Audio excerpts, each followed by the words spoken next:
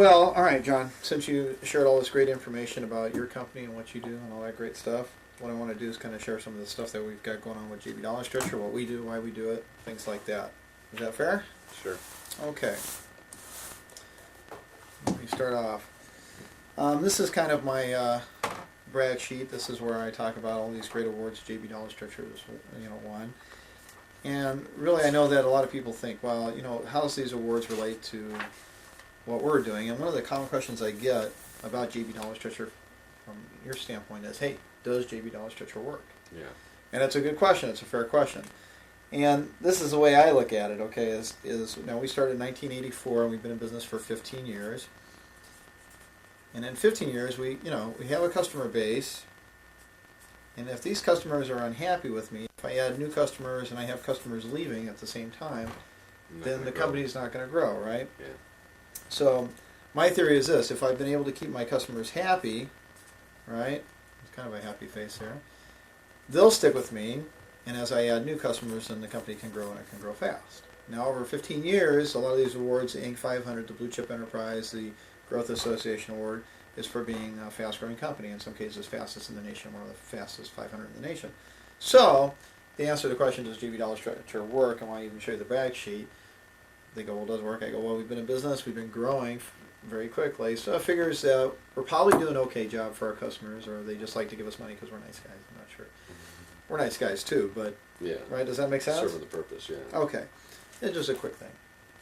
Now, I know you talked to a lot of advertising salesmen, and advertising salesmen have this great way of making everything sound very complicated. They talk about demographics and frequency and reach and all this cool stuff, and it gets complex.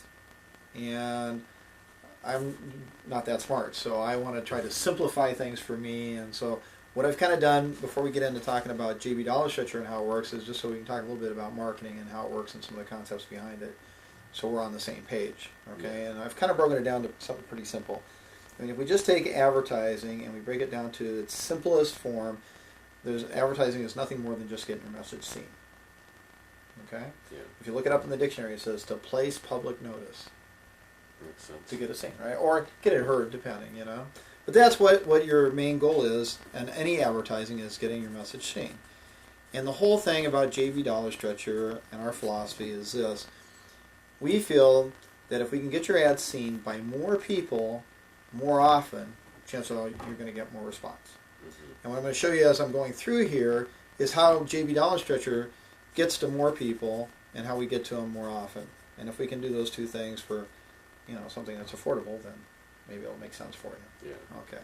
Now, there's a problem with marketing and advertising, and that is that there's a lot of different ways of advertising, which kind of makes it even more complicated. And the question always comes up, well, why are there so many different ways to advertise? And we feel that the reason that there's so many different ways to advertise is, one, everybody's different. Okay? Consumers read and watch and listen to different things. So, and just for example, you mentioned earlier you listen to Howard Stern, right? That's FM. Yeah. And I listen to AM or I listen to public radio, and everybody's kind of have their own thing. And if you look at just advertising in general, here's your market. Let's say for instance you have a store and it's in the center of this, and you want to reach everybody in this marketplace. Then through the traditional form of advertising, what they call marketing mixing, you'd want to mix it up with a bunch of different things. So you listen to AM or you listen to FM, I listen to AM, so we'd have to do some FM radio, and we'd have to do some AM radio. And then we know, like newspapers, right? In your area, you're in the Cleveland market? Yeah. Okay, so you have like the Plain Dealer. And the Chronicle. The Chronicle. Then you have a weekly paper, the Sun newspaper. Yeah, I don't get that one, but yeah. But some people read it. Yeah. Some people obviously read it, right? The yeah, Sun newspaper. Be around. Then we have some people like the USA. I like the USA Today, so I read the USA Today. Some people get the Wall Street Journal is another one. Yeah. So ideally, to try and reach all those people who get different newspapers, you'd really want to do more than one newspaper because everybody's different. They're all reading different newspapers. Yeah.